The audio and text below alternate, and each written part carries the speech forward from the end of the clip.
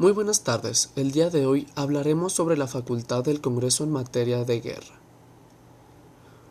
Los actos que conducen a la guerra se presentan sucesivamente en las siguientes fases: iniciativa para declarar la guerra, declaración de guerra y terminación de guerra.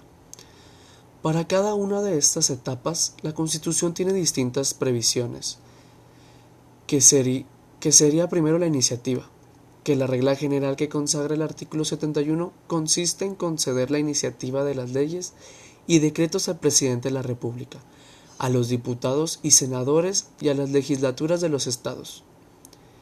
Si bien la Constitución no lo dice tal cual, se da a entender que se refiere al derecho de iniciar ante el Congreso una declaración de guerra.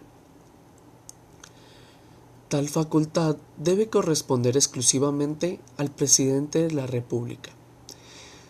Si se tiene en cuenta que este funcionario es quien maneja las relaciones exteriores según la fracción 10 del artículo 89, que es una manifestación principalísima de las cuales es la declaración de guerra.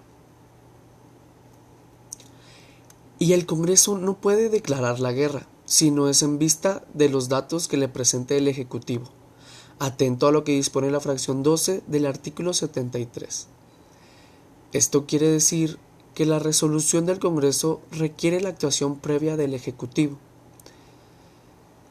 Después sería la declaración de guerra, que también viene en la fracción 12 del artículo 73, ya que faculta al Congreso para declarar la guerra en vista de los datos que le presente el Ejecutivo.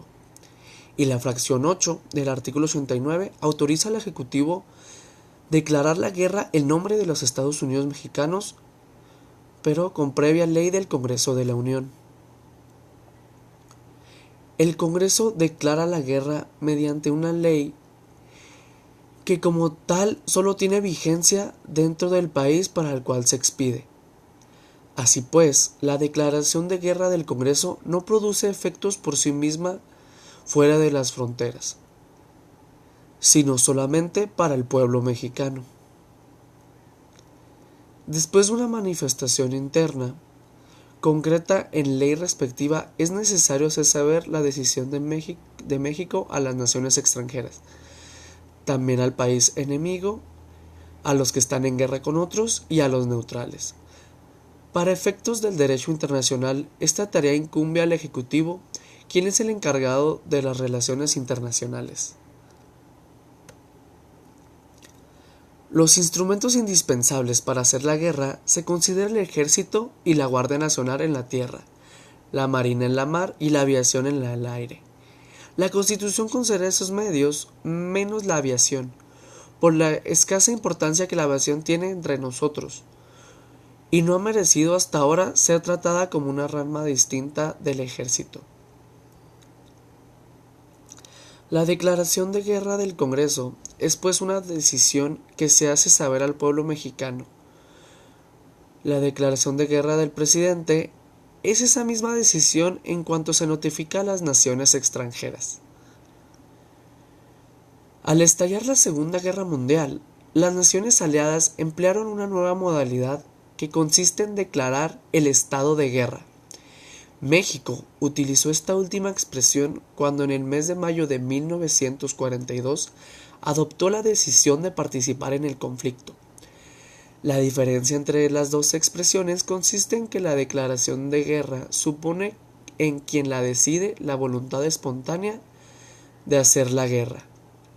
Y por otra parte, el que declara la guerra reconoce implícitamente la responsabilidad del conflicto, según se dijo en la iniciativa referente a la declaración del estado de guerra.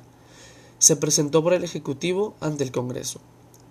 Como México entró a la contienda contra su propio deseo y como no le correspondía la responsabilidad por ser el agredido, la iniciativa estimó que no era procedente declarar la guerra, sino el estado de guerra. Luego ya viene la terminación de la guerra. La guerra concluye habitualmente con la celebración de un tratado, lo cual corresponde al presidente de la República, con la aprobación del Senado. La Constitución concede mayor importancia al comienzo de la guerra que a su conclusión, pues mientras en aquel interviene el Congreso y el presidente, en esta participan el presidente y el Senado. Y para declarar la guerra existen prevenciones especiales en la Constitución, como lo son las fracciones 12 del artículo 73 y el 8 del artículo 89, lo que no sucede respecto a su terminación. También ocurre con frecuencia que en el tratado que pone fin a una guerra se estipulan condiciones que afectan territorio de los países que celebran el tratado. Claro está en esas condiciones y cualesquiera otras que alteren algún precepto de la Constitución carecen de validez mientras el constituyente permanente no lleve a cabo la reforma constitucional que corresponda. Esto sería todo. Muchas gracias por su atención.